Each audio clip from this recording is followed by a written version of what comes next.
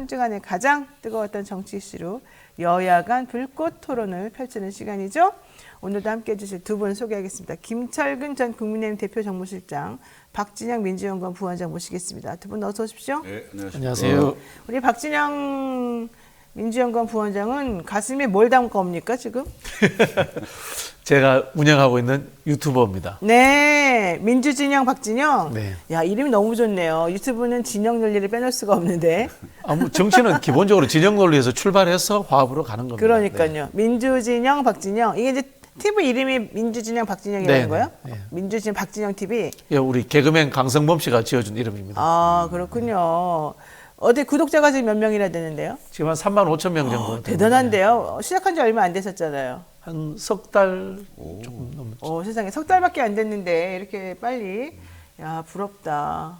에? 어디에서도 들을 수 없는 이야기. 부럽다. 네. 예. 아니 진짜 박진영 부원장은 그냥 판에 박힌 틀에 박힌 그런 얘기를 하고 뭐 뻔뻔뻔째 얘기하는 게 아닙니다. 우리가 방송하다 보면 뻔뻔뻔째 얘기 너무 많아서 싫은데 박진영 부원장의 이 평론은 좀 특이합니다. 그리고 좀 한마디로 조금 너무 쿨해. 그래서 좀 시니컬하기도 한데 또 잘 들어보면 그 말이 정말 맞다. 아, 저런 시각이 훌륭하네. 이런 생각 가집니다. 자, 민주진영 박진영 TV 여러분 많이 사랑해 주시기 바라고요. 이해 질세라. 우리 김철근 실장님도. 아니 저도 뭐 이름표를 달고 걸 다음번엔 달고 오겠습니다. 김철근 실장님도 김철근 TV가 있는 거죠? 있습니다. 네. 예. 몇 분이나 돼요, 거기 구독자가? 지금 한 17,300 정도. 네. 거기도 많으시네요. 저는 한 지가 좀 됐는데 그래도 이게 그 정말 상식적인 얘기를 많이 하려고 노력하거든요. 물론 이제 보수 정당에 소속돼 있지만 네. 상당히 보수 정당에 쓴소리를 많이 하니까 맞아요. 진영에 속하지를 않아요. 맞아요. 그래서 구독자가 좀 빨리 늘지는 않더라고요, 보니까. 이게 유튜브는 좀 진영 논리를 빼놓을 수는 없는 부분이고 특히 우리 민주진영 박진영처럼 진영을 외쳐대는 사람이 있는 상황에서 저는 이름이 진영이기 때문에. 그러니까 얼마나 또 부모님께 감사해야 되는지. 그러게요. 네. 제가 틀투비 비슷하게 해야 되는데. 그러네. 근데 어쨌든 그 김철근 시장님도 이 당의 논리를 떠나가지고 무엇이 올바른 것인가에 대해 항상 고민하시는 분이라 아마 그 TV에 그런 게 반영이 되니까 또 구독자들이 계속 늘어날 거라고 생각합니다. 여러분들 시간 되실 때 김철근 실장님의 김철근 TV 한번 방문해 주시고 또 여력이 되시면 노영희 TV도 한번. 저는 시작한 지 한 달도 안 돼가지고 지금 사실은 제일 구독자가 적습니다. 3,900명 어쩌고저쩌고 되고 있습니다. 자, 항상 여러분이 사랑해 주실 거라고 제가 믿고 진행 한번 해보겠습니다. 그 서울 강서구청장 보궐선거 참패로 국민의힘 지도부 책임론이 불거졌는데 역시나 윗분은 살아남고 밑에 임명직 당직자들만 쫙 갈렸습니다. 그럴 줄 알았으나 너무한 거 아니냐. 사람들이 다 욕하고 있어요. 솔직히 말해가지고. 어떻게 된 겁니까? 글쎄요, 이게 17.15%면 대패잖아요. 대패. 맞아요. 완전 완패한 건데 네. 그 충격을 인지를 잘 못하는 건지 아니면 회피하는 건지 잘 모르겠어요. 네. 이게 선거 패배의 원인이 어디 있는지 정확히 진단을 해야 되잖아요. 이게 지금 대통령의 얼굴로 치러진 선거이고 그리고 김태우 전 구청장이 공천을 받았는데 사면복권을 받았잖아요. 사면복권이 돼서 대통령이 사면복권을 해줘서 후보로 출마를 했기 때문에 거의 전적으로 용산 대통령실에 책임이 크다고 봐야 그렇죠. 되겠죠. 네. 그러면 결국 대표가 됐으면 대통령이 직접 뭐 유감 표명을 한다든지 그러면서 국정운영 기조를 뭐 민심을 수용해서 엄중히 받아들이겠다. 뭐 바꾸겠다. 국정운영 기조를 네, 바꾸겠다부터 시작해야 돼요. 그렇죠. 그러고 나서 뭐 당 지도부의 책임이 묻는다든지 이렇게 해야 되겠는데 그런 얘기가 일체 없었고요. 그다음에 이제 문제는 뭐냐면 4시간 동안 의원총회에서 이런저런 얘기가 나왔는데 결론은 당정일체입니다. 네. 아니 당정일체 지금까지 이렇게 해왔잖아요. 너무 당정일체 되고 있는 거 아니에요? 아니 이준석 전 대표 얘기대로 검사 동일체를 정치권에 이식시켜 와서 당정일체를 했는데 그렇죠.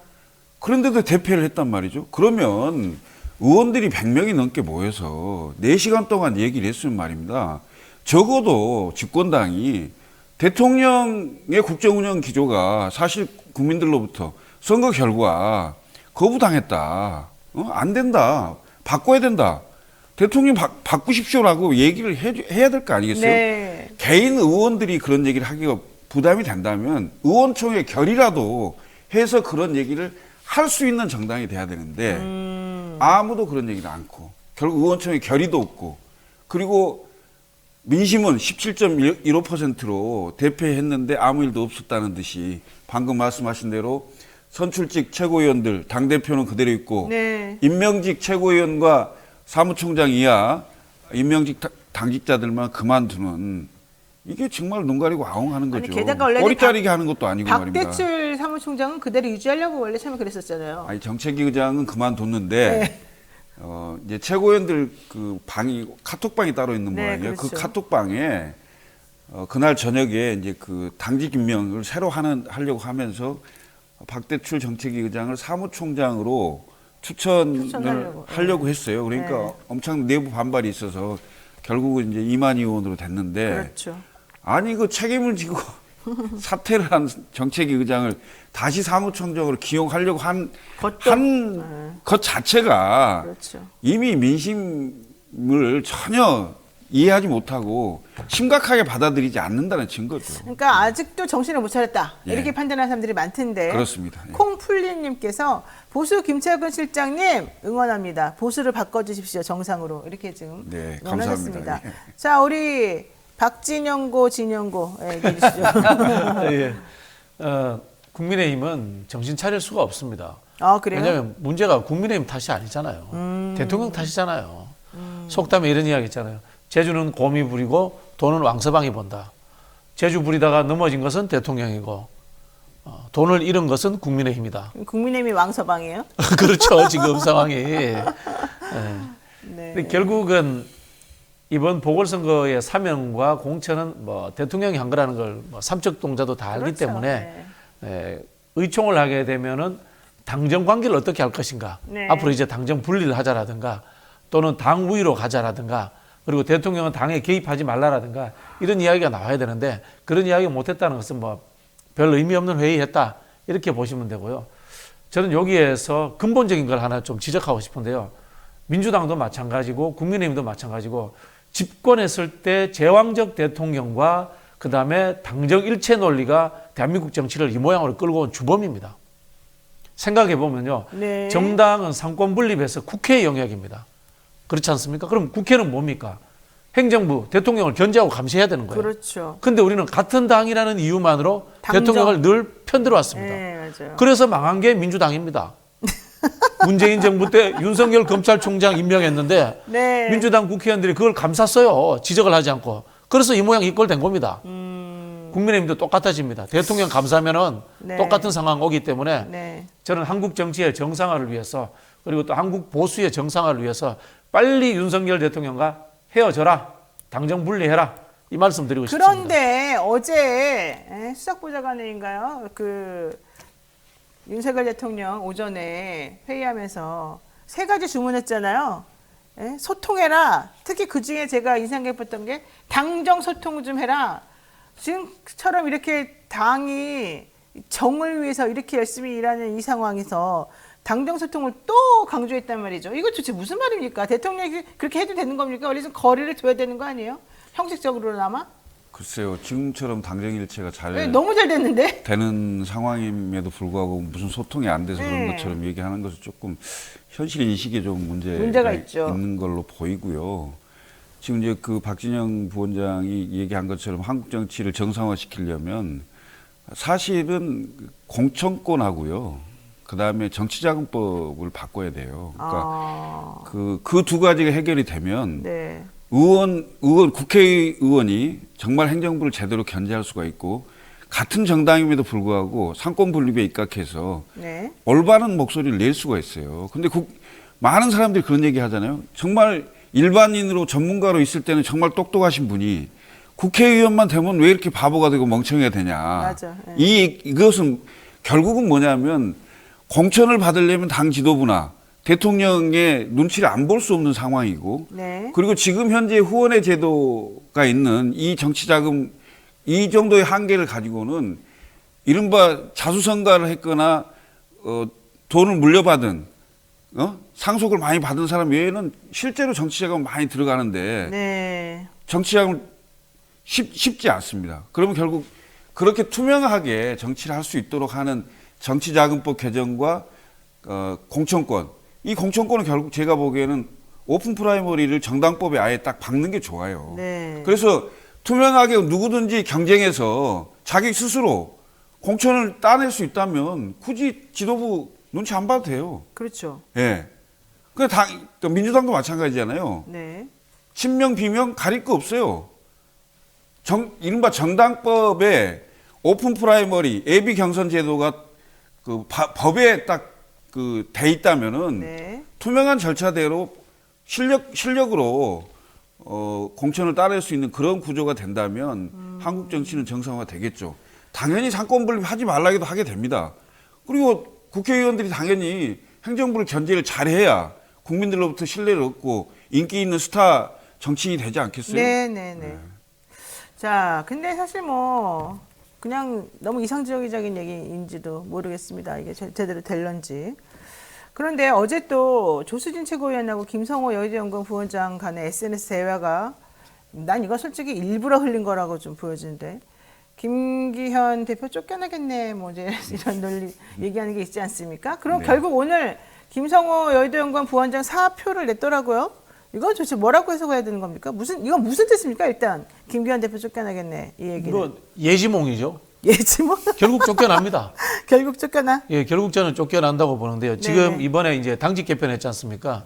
당직 개편했는 내용들을 보면 찐윤들이 물러난 거예요. 찐윤들이 그 임명직에서 물러나고. 근데 그 윤이다, 갸다 이런 얘기 나오던데요. 차이 있습니다. 차이가 있어요? 친윤 이진이 들어왔어요. 아, 이진이. 예, 친윤 이진들이 들어왔는데 이 사람들은 대통령실의 의지보다 자기 공천 받는 게 더 중요하고 그렇죠. 김기현 대표를 비롯하여 현역 의원들의 기득권 옹호에 더 적극적일 사람들일 겁니다. 그런데 만약에 12월 27일 날 쌍특검이 올라가고 그다음에 국민의힘 내부에 외부에 이제 원외 친윤들이 들어와서 공천을 요구하게 되고 우리 흔히 표현하는 뭐 검사들이라든가 새로운 사람들이 들어와서 공천을 요구하고 이렇게 될 때는 네. 대통령실과 현재 친윤 이진들 간에 갈등이 생겨날 수 있는 겁니다. 저는 그런 상황이 되면은 김기현 대표는 그때 또 물러나라 소리 그때는 진짜 찐윤들한테서 나올 수 있는 가능성이 있다고 봅니다. 근데 어차피 총선에 목숨 걸었기 때문에 배수진을 쳤잖아요. 총선에서 뭐 결과가 안 좋으면 자기 그냥 다 물러나겠다고? 김기현 대표요? 네. 이 말씀은 정확치가 않은 게 네. 총선 결과라는 것은 그 전에 본인이 공천 받는다는 뜻이에요. 그렇죠. 당 대표로서 자기 공천은 자기가 주고 나는 국회의원 되고 난 이후에 지도부에서 물러나라고 하면 물러날 수 있다. 뭐 이렇게도 들리는 그러니까 거고요. 받을 거 챙길 건 다 챙기고. 그렇죠. 정계은퇴라는 이야기도 나는 공천 받아서 국회의원 되고 다음 4년 후에 정계은퇴하겠다 이럴 수도 있는 거고요. 그런 뜻입니까? 그렇죠. 솔직히 말씀드려서 이 김기현 원내대표가 대권 주자가 아니잖아요. 그렇죠. 대권 주자가 아닌 사람이 당 대표 되는 이유가 뭘까요? 안전하게 나는 다음에 또 국회의원 하고 싶어. 이게 더 첫 번째 의지가 강한 겁니다. 그럼 어떻게 보면 이분은 자기 살 길은 챙겨놨다. 자기 살 길 챙기는 게 우선이에요. 아니 근데 민주당에서는 지금 그 국민의힘 지도부가 그대로 있는 게 더 좋겠죠. 그렇지 않습니다. 근데 제가 보기에는 사실 시간 문제지 오래 가지 못할 수도 있어요. 제가 보기에는. 동의합니다. 왜냐하면 지도부를 그대로 두면 민심이 수용을 안 했습니다. 보십시오. 국회의원 선거는 180일 정도 남아있는데 점점 시간은 다가오죠. 그렇죠. 그런데 일주일에 한 번씩 지금 여론조사 계속 나오잖아요. 네. 벌써 그 윤석열 대통령 지지도가 떨어지고 20%대로 지금 떨어진 네. 여론조사가 나오고 있어요. 그럼 결국 집권당이라는 게 가장 영향을 크게 미치는 게 대통령 국정운영 지지도입니다. 그럼 결국 이 상황으로 선거를 치르기 어려운 상황이 된다면 그런데 당 지도부마저도 용산 대통령실에 직언을 못하고 네. 계속 그 대통령이 이른바 오더에 수용하는 그렇게 그 당을 운영하는 상황이 된다면 이것으로부터 탈피하지 못한다면 선거가 위험하고 어렵다는 걸 증명하게 되는 거거든요. 그럼 결국에는 지금 사실 서로 다 아는 사람들이고 의원들끼리 모여서 자기들끼리 으쌰으쌰 잘해봅시다. 이렇게 한다고 해서 이 지도부가 지켜지는 게 절대 아닙니다. 정치는요, 국민들이 하는 거고요. 민심이 하는 겁니다. 근데 이게 얼마나 가겠어요? 네. 예? 더군다나 지금 저 새로운 당직 그 개편해서 사무총장이 핵심인데, 예? 이철규 사무총장에서 이만희 사무총장으로 바뀌었어요. 그게 뭐가 바뀐 겁니까? 네? 이만희 사무총장이 뭐 하시던 분이에요? 대통령 후보 때 수행단장 하시던 분이에요. 네, 수행했죠. 예? 핵심 중에 핵심이라고 볼 수 있어요. 그럼 그게 무슨 변화가 있는 거예요, 도대체? 국민들이 뭐라 그러겠어요? 근데 어쨌든 중요한 건 이거 같아요. 저는 대통령의 의중이 또 이번에 반영이 돼서 이제 이런 식으로 그렇죠, 쇄신도 뭐 아니지만 어쨌든 그렇게 됐겠죠. 절충 또는 봉합인지 예. 뭐죠. 자, 그런데 핵심은 이거잖아요. 어쨌든 김기현 너는 내 사람이고 나는 내 마음대로 총선까지는 내가 치르겠어. 그리고 나는 이번에 강서구청장 보궐선거에 나온 민심이나 그런 것들은 신경 쓰지 않겠어. 좀 이게 나는 대통령실의 오다였다고 생각을 하거든요. 사람 바뀌지 않습니다. 그러니까 안 바뀌나 봐요. 안 바뀌죠. 이게 지금 잘못 뭐가 결과가 안 좋게 나오면 우리는 보통 일반적이면 왜 그렇게 나왔을까? 앞으로 어떻게 개선할까? 이렇게 생각하는 게 상식인데 그게 아니라 우리 대통령 라인에서는 나쁘게 잘못 나온 그 결과, 내가 원하지 않는 방향으로 나온 그 결과가 문제인 거지. 본인들이 뭔가 잘못해서 그렇게 했다고 생각하지는 않는 거예요. 그러면 사실은 발전이 하거나 변하거나 그럴 가능성은 없는 거잖아요. 저는 뭐 김철근 실장님보다 제가 국민의힘 내부를 좀 더 잘하는 것 같아요. 네. 그래서 이제 그래요? 말씀드리자면은 네. 김기현 지도부는 양쪽에서부터 공격을 받을 겁니다. 앞으로 네. 하나는 뭔가 하면 찐윤 원애들. 뭐 예를 들면 심평 변호사라든가 새롭게 정치를 하고 싶어하는 사람들로부터 네. 공격을 받을 거고요. 그 다음에 한쪽에서는 우리 김철근 실장님이라든가 이준석 대표와 같은 합리적인 보수로서 민심을 좀 들어가지고 국민의힘을 혁신하려고 하는 쪽들. 양쪽으로부터 압박을 받을 수밖에 없는 상황으로 저는 끌려갈 것이다 이런 생각이 들고요. 이 와중에서 국민의힘이 깨질 가능성도 상당히 높다. 당이 깨져버려요? 라고 저는 그렇게 보고 있습니다. 그래요? 그 깨진다는 가능성도 한쪽에서 보면은 이준석 대표라든가 유승민 전 의원 이런 분들이 좀 합리적 보수 신당을 만들겠다 이런 생각이 가능성도 있고요. 또 한편으로 보면은 윤석열 대통령 친위 쿠데타로서 윤석열 신당 이야기도 다시 나올 것이다. 저는 그렇게 봐집니다. 사실 그 얘기가 설설 나오긴 합니다만 어제도 이준석 대표가 기자회견에서 막 울었잖아요. 그래서 네. 기자들이 나중에 물어봤대요. 이 우는 것의 의미가 뭐냐? 당신은 여기서 지금 나가려고 하는 거냐? 이제 물어봤더니 아직 거기까지는 말하지 않겠다 뭐 이러면서 울었다는데 출구 전략 아닙니까? 제가 어제 그 기자회견장에 있었어요. 아, 그래요? 예, 어때요? 있었는데 무슨 뜻이에요? 예. 출구 전략은 아니고 그 예.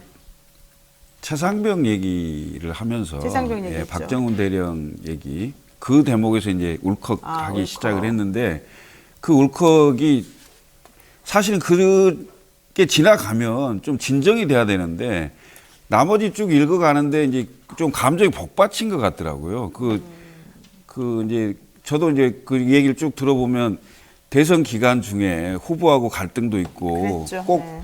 그 대통령을 당선시키기 위해서 대표인 사람이 욕을 먹더라도 이기는 선거를 해야 되겠다 이런 걸 가지고 각고의 노력을 해왔던 자기가 이렇게 했던 거에 대한 서로 어찌 보면 좀 복받침이랄까 이런 게 좀 그 됐던 것 같고요.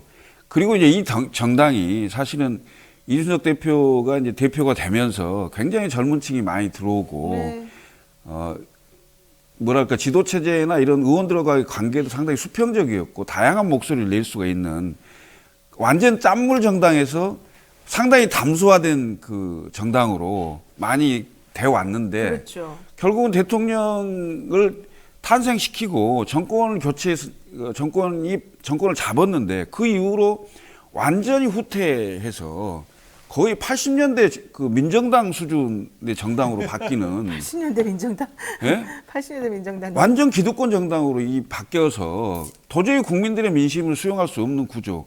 이렇게 정당이 흘러간 거에 대해서 너무 본인이 답답했던 게 아닌가. 근데 제가 인터뷰를 찾아보니까 네. 이준석 대표가 그 대선 있기 전에 사람들 앞에서 막 연설도 하고 읍소하면서 나는 그 우리 대선 후보가 대선에서 이기기만 하면 여한이 없다. 이런 말까지 했었어요. 아니, 자기는 그럼요. 아무것도 바라는 게 없고 그냥 윤석열 대통령이 대통령으로 되는 거 그거 하나만 보면은 자기는 정말 모든 걸 다 내려놓고 기뻐하겠다 이랬거든요. 아니, 근데 실제로 됐잖아. 근데 왜 이렇게 울어요? 아니 실제로 저희가 그 대선 기간 중에 그 뭐 당 대표가 당무를 중지시키고 뭐 부산으로 해서 순천 여수 제주도까지 가서 이제 울산 이른바 합의가 한 번 네, 있었고요. 한번 그리고 두 번째는 의원총회에서 대표를 탄핵한다고 하면서까지 맞아요. 9월 예. 22일 날 작년에. 뭐 그런 상황까지도 있었는데 그 이유는 결국은 윤석열 대통령을 당선시킬 수 있는 선거 전략을 관철시키기 위한 과정이었단 말이죠.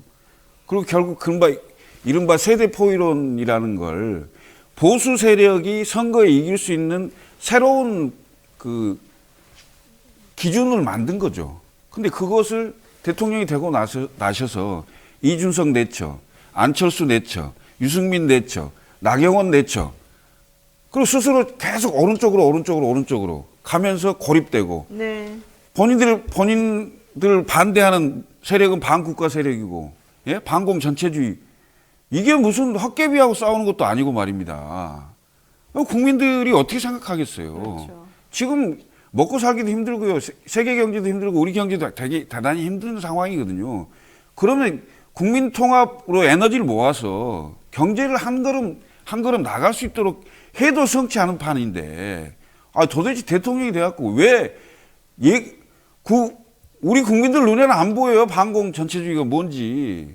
맞아요. 예? 무슨 말인지 못 알아듣겠더라고요. 자, 이준석 전 대표 오는 얘기 나왔으니까 안철수 의원 얘기를 안 할 수가 없습니다. 안철수 의원하고 둘이 왜 싸우는 겁니까? 정확하게. 둘이 싸우는 게 아니고요. 네. 안철수 의원 혼자 그러는 거예요? 난리치고 있는 거예요. 이준석 대표 제명시키겠다고 서명까지 막 16,036점 받아가지고 들이밀던데. 이준석 그게 뭐야, 대표가 도대체? 이런 메시지 뭐 한두 번 낸 것도 아니고 정치 인생 자체가 늘 이제 그런 메시지를 내왔는데 갑자기 뜬금없이 이렇게 하잖아. 이거는 제가 봤을 때는 이렇게 봅니다. 첫 번째는 사감이 작동한 거예요. 사감? 예, 안철수 전 대표는 이준석 전 대표를 싫어하잖아요, 개인적으로. 그렇죠. 예, 예. 그리고 솔직히 실력 딸리잖아요, 이준석 대표한테도. 그러니까 그 사감이 내가 작동해서 동의를 못하겠네. 예, 거기에 대해서 이제 이준석 대표를 뭐 제명하자 이렇게 한 거고, 이렇게 하면서 지금 복도 밖에서 이준석 대표 이제 멱살 잡고 흔들면서 교실 안에 있는 윤석열 대통령 눈치 보고 있는 거예요. 혹시나 비대위원장 나한테 안 떨어지나 이렇게 하면서 눈치 보고 있는 행동이다 이렇게 보여지고요. 안철수 의원은 이제 좀 정치 좀 그만하시죠. 들통났잖아요. 실력 없는 거. 근데 비대위원장이 웬 말이냐? 그래도 또 눈치 보는 거예요. 그래요. 윤석열 대통령 눈치 보는 거예요. 어차피 이제 국민의힘에 몸담았고 갈 때까지 갔는 거 끝까지 눈치 한번 보면서 뭐 좀 챙겨보자. 그렇게 보입니다. 참. 이제 이준석 전 대표는 노원으로 어쨌든 이런 방식이든 저런 방식이든 노원에서 끝장을 보겠다는 입장인 것 같은데, 안철수 의원은 괜히 분당 갔다가 노원 갔다가 왔다 갔다 하면서 지금 자리를 붕 떠서 다음에 어디 나가야 될지도 조금 애매하게 됐어요. 이런 상황이라 그런다면 안철수 의원의 저런 행보는 결국 이준석의 싹을 밟아버리겠다. 그래야지 내가 산다. 뭐 이런 걸로 받아들여도 됩니까? 그렇게까지 생각을 하고 하면 참 그때 아니에요? 다행인데. 단순하게 윤석열 대통령한테 제가 준석이 멱살 잡고 있어요. 이거 한번 보여주고 싶은 거예요. 그래요? 그러니까 제가 봤을 때는 그 안철수 의원 주변에 정무적 판단을 하는데 조언을 해주시는 분들이 지금 거의 없어진 것 같아요. 그래서 지금 없어졌군요. 지금 현재 이런 상황은 거의 독자적으로 혼자 판단하는 것 같은데, 그 정치적 판단에 상당히 문제가 있다 이렇게 보여집니다. 지금 강서구청장 선거의 패배의 원인이 실제로 거의 대부분의 많은 사람들이 다 윤석열 대통령과 그다음에 당 지도부 뭐 이렇게 차례로 내려오는 건데, 난데없는 이준석을 얘기하는 것 자체가 상당히 좀 판단에 문제가 있고, 방금 얘기한 대로 제가 보기에는 비대위원장 자리나 이렇게 하면 큰 자리인데요. 제가 보기에는 그게 아니고 분당 그 자기 지역구 공천 지키기도 그러니까 바쁜 지금 그것 때문에 지금 그런 형국 같아요. 네. 그래서 결국은 아무 말도 하지 않으면 아무 일도 일어나지 않는다는 그 말에 아무 소리도 못 했는데, 지금 결국 그런 상황에도 불구하고 용산에 줄 서서 공천 주십시오라고 얘기하는 것밖에 더 되냐, 이렇게 해석할 수밖에 없어요. 아이고, 참 그 공천이 뭔지 정말 여러 사람 울리는군요. 자, 요 얘기 한번 해보겠습니다. 박진영 부원장님.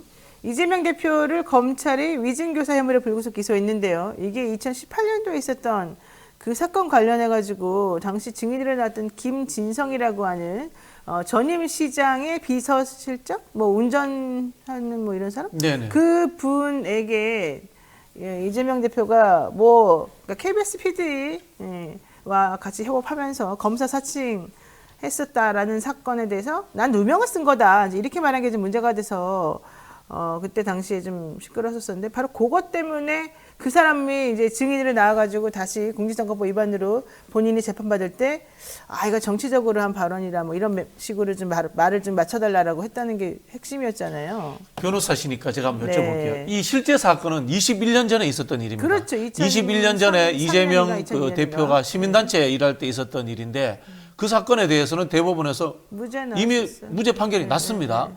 그런데 그거를 2018년에 이게 다시 불거졌을 때 그분한테 전화를 해가지고 진실을 밝혀달라고 이야기를 했다라고 하거든요. 그리고 녹음 테이프가 있다라고 했는데 재판장에서 검사들이 안 틀었어요. 틀지도 않았어요. 그런 상황에서 이게 위증교사 혐의로 기소가 됐다. 다시 정리해 볼게요. 2002년도에 검사 사칭은 인정이 돼서 벌금을 네네. 받았죠. 네네, 이재명 그렇죠. 대표가. 근데 그 이후에 성남시장 나오고 경기지사 나오고 그렇게 할 때 당신은 검사 사칭했던 전과자야. 이제 뭐 이런 얘기가 상대방으로 나오니까 난 억울해. 난 누명 쓴 거야. 라고 말했단 말이에요. 그러니까 실제 벌금까지 받았는데 억울하고 누명 썼다고 말하니까 그게 거짓말이다. 이래가지고 이제 그게 검찰에 기소가 됐었던 허위사실이다. 건데. 네. 예. 그러니까 거기다 대고 증인으로 나온 사람이 그 사람이 거짓말한 게 아닙니다. 이제 이런 얘기를 이제 해주기를 원했었다는 거. 그리고 그 당시 그건 정치적인 뭐 상황 때문이었습니다라는 말을 해주기를 이재명 대표가 원했었다. 이게 이제 검사 논리지 않습니까? 그래서 그 사람에게 교사했다. 위증을 교사했다는 건데 사실 그 위증교사 논란 2018년도에 있었던 공직선거법상 누명 썼다 그 말은 그냥 무죄로 나왔어요. 그렇죠. 네. 예, 왜 무죄냐? 누명을 썼다 안 썼다는 법적인 문제가 아니라 본인의 본인의 감정적인 인식의 문제잖아요. 예, 인식의 본인의 인식의 문제니까. 문제잖아요. 내가 뭐 예를 들면 벌금을 30만 원을 받든 50만 원을 받든 내 입장에서는 억울하다. 그렇죠. 그렇게 생각할 수 있는 거지 예, 않습니까? 그 얘기였거든요. 그래서 그건 당연히 할 수 있는 말이었다가 됐는데 이번에 검찰이 그러면 왜 이제 철진한 그 사건을 기소를 하냐는 거예요. 제 말은. 저는 두 가지 측면이 있다고 보는데요.